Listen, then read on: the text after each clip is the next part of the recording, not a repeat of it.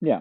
What's your thought on Brian Flores getting on to the Pittsburgh Steelers staff after the lawsuit?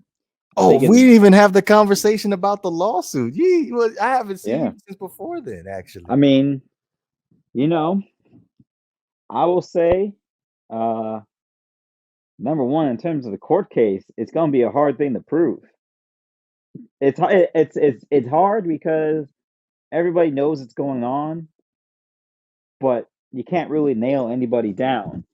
And they Right. have they have the Rooney Rule, which is like the NFL's device that they choose to use to, I guess, improve hiring of people of color in front office and head coaching positions. Um, I think first and foremost, Brian Flores. I don't know if he's trying to win the lawsuit as much as he's just trying to stir the pot a little bit to get some change stimulated. Because for us to be at a point right now, one black head coach in the whole league is kind of preposterous. Yes. Um, so but ultimately, we're all uh, grasping at straws as to what the solution is. But the real solution is you need more black ownership in the league. That will be the control to your problem. Is if you have black owners, then all of a sudden, black front office executives and head coaches. Not to say that it's going to be a rubber stamp, but it's going to be more viable. There's going to be less bias attached to the hiring process, which is ultimately the direction the NFL wants to go in. I do think it's interesting because Mike Tomlin throwing in that rope. I mean, Mike Tomlin is probably maybe outside of being one of the only coaches in the league with job security in general. He the only one out there now. And he throwing blind, and this is exactly why kind of this diversity and all this stuff is very important, because when the rest of the league wants to blackball you, there's got to be one person that can throw you a life rope. And right now, Mike Tomlin is the only dude that can throw you a rope right now.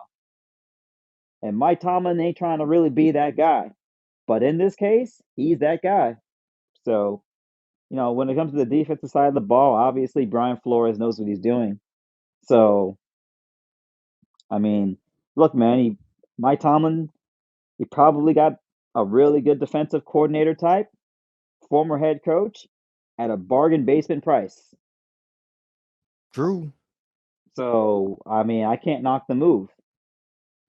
I can't knock the move because when it comes to the defense, I don't know if Brian Flores is the right guy to handle your offense uh, or your communications, but he does know defense, and I am very interested to see the first day of training camp when Brian Flores is telling Minka Fitzpatrick what to do.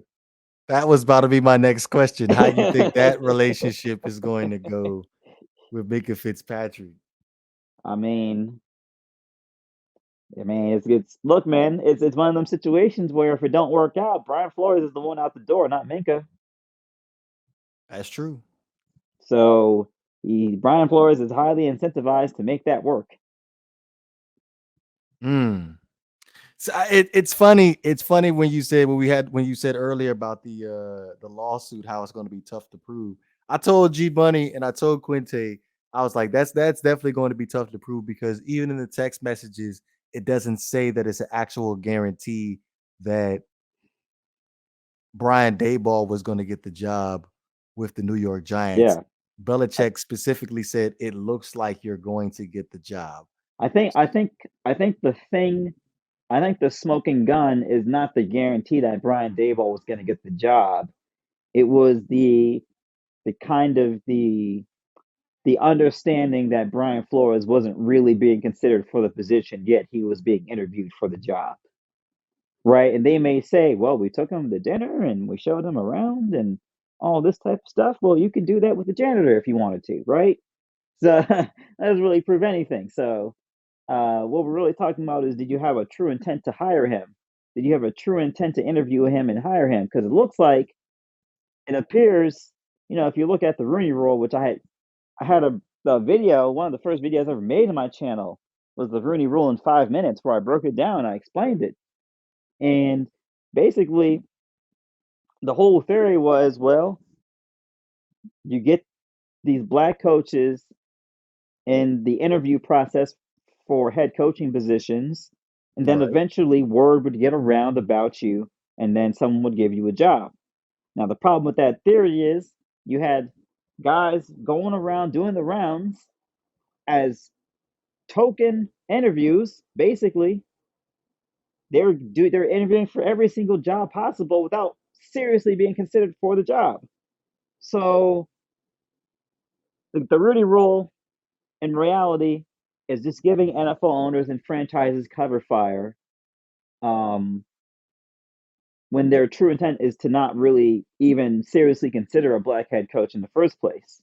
Um, so we'll have to see about the lawsuit. I do think that regardless of whether Brian Flores wins the lawsuit or not, he is going to stimulate enough change that they will either come up with a new Rooney Rule, or they will heavily revise the existing Rooney Rule.